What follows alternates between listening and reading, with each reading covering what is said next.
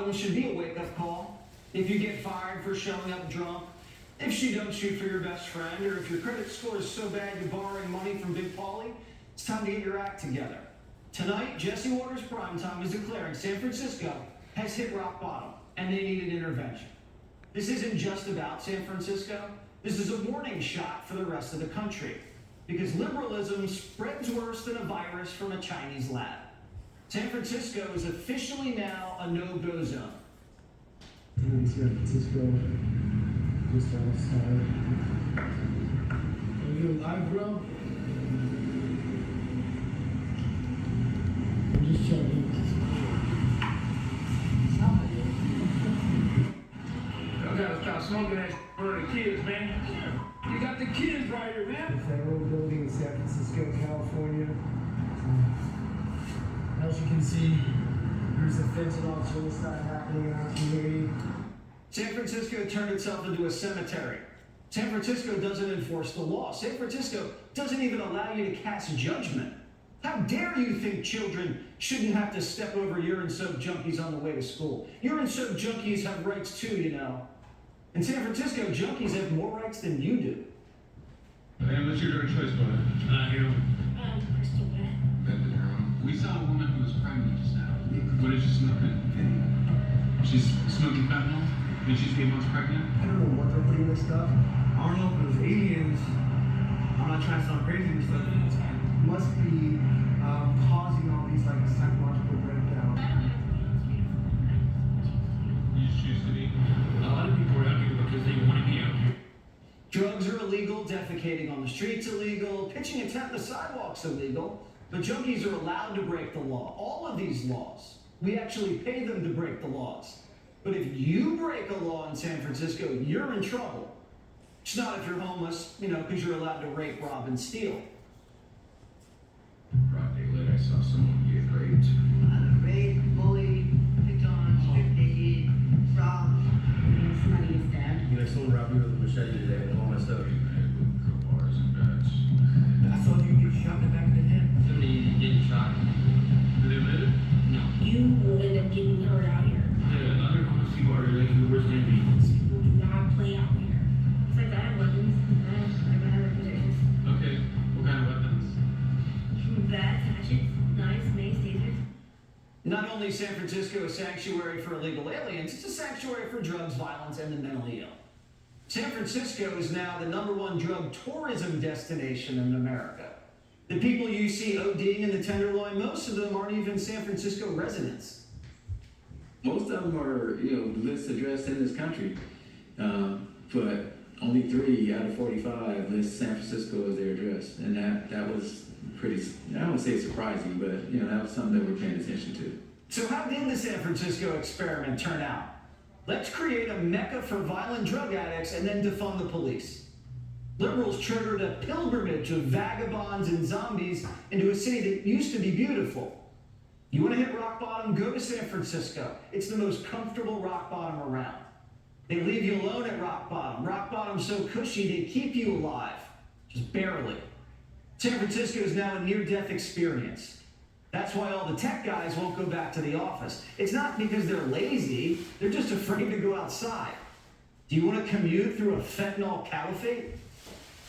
So what you think about the Tenderloin right now? Right now, the Tenderloin is under siege. It really needs some help. It's really, really sad. Along with the rest of the city, I've been here since 1972. It makes you want to cry. The Tenderloin is worse than Ukraine, worse than Afghanistan, worse than everything else. The left says they hate income inequality. There's no more severe income inequality than San Francisco. San Francisco has been hollowed out. All that's left is rich tech titans working from home and just bags of flesh mutating on the sidewalks. The city's like the Titanic. All the businesses are jumping ship. AT&T just announced they're closing their flagship location, just like Nordstrom, Old Navy, Whole Foods, and T-Mobile. The governor can't fix the problem because he doesn't even understand the problem. We see what's happening there. We do see businesses moving out for various reasons, but some of them saying they're concerned about the crime in the area. When you see that happening to your beloved city, What goes through your mind, and do you think something's going wrong there? I think they're struggling to recover from the pandemic. They're struggling to come back. They're struggling with the macroeconomic shifts, particularly as it relates to telework, as it relates to what's the future of a downtown. Is it stacking of offices or stacking of people? And they're in the process of rezoning and rebirth and reimagination. By the way, I've seen that in San Francisco for decades. COVID's over. Liberalism's the problem. It has nothing to do with zoning laws. And if COVID was the problem, why is Florida fine? That's because someone didn't handle COVID well. And this isn't a right-wing thing either. Good Morning America, they were trying to do a story on how businesses in San Francisco are closing, but the reporter couldn't go to the mall because it was too dangerous. Watch. It is worth mentioning that we are not at Union Square or the Westfield Mall this morning because we have been advised it is simply too dangerous to be there at this hour. San Francisco cannot protect the free press. Let that sink in. Along with commerce or public safety. ABC News sends reporters to Ukraine, but ABC is advising their reporters to stay out of San Francisco neighborhoods. Conservative author Shelby Steele was shooting a documentary in San Francisco with his son, and they stepped away from their car for 10 minutes, and when they came back, the windows were smashed and 30 grand worth of camera equipment was gone. Like that. When they showed up at the police station, there was a long line of people filing police reports for having their cars broken into. And the cops told Steele he's probably not going to get his stuff back. The department has been defanged. And the mayor, they don't want to change a thing. Will you follow your own Department of Public Health's advice and end punitive policies specifically arresting and incarcerating drug users that increase fatal overdoses, or will you ramp up these strategies, ignoring the advice of public health experts and causing even more overdose deaths? Mayor Breed. Here we go, another white man who's talking about black and brown people as if you're the savior of those people and you speak for them.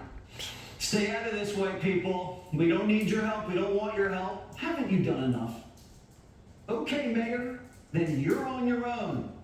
You keep wasting time on reparations and renaming Abe Lincoln Elementary. San Francisco can't even protect the House Speaker's husband from getting hammered in the head. Do you think they can protect the average citizen? The city can't protect businesses, taxpayers, homeless people, the free press, children, women.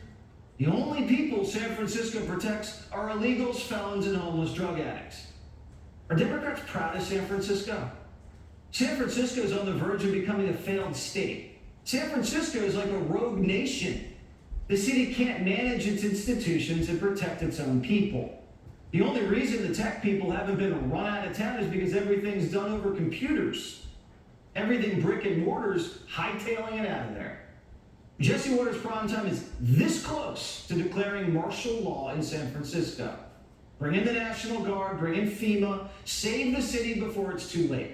We need a San Francisco rescue plan because San Francisco is coming to a city near you.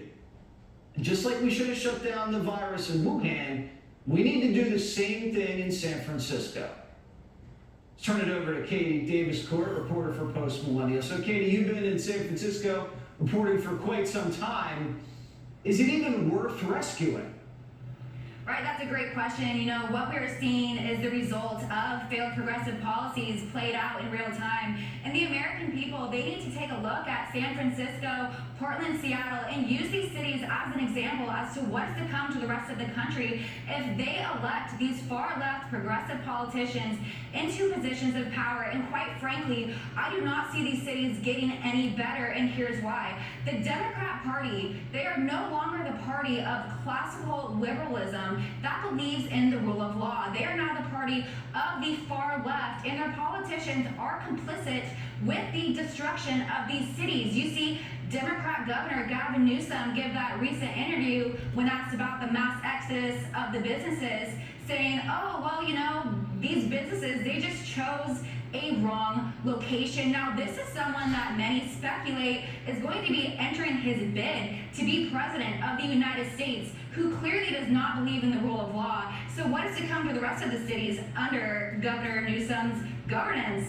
mass chaos and destruction. You see the mass exodus of businesses. Now these are huge retailers being absolutely ransacked daily by thieves, open air drug use, homeless vagrants attacking the people working at these businesses who have had to pull out. And you have Elon Musk, who has been a critical voice in fighting back against these policies, saying on Twitter that his employees no longer feel safe in the city. But what is most striking to me was recently a Muslim immigrant from Afghanistan whose business was ransacked. He said that San Francisco is now worse than Iraq and Afghanistan, and even actually praised the Taliban for holding people accountable, because the people actually fear the Taliban, but the thieves know that they won't be prosecuted, so they don't fear the police. Yeah, because the Taliban will cut off your hand if you steal a goat in Kabul. Why do you think the Democrats are destroying these cities? Do you think it's incompetence? Do you think it's a plan? Do you think they're embarrassed to switch gears? Yeah, I think it's a little bit of both incompetence, but it almost feels like they are complicit with the destruction of the nation because they want people to rely more heavily on the government. And that is kind of the critical point of the progressive left now, is that they want people to rely on them so they have more control over them.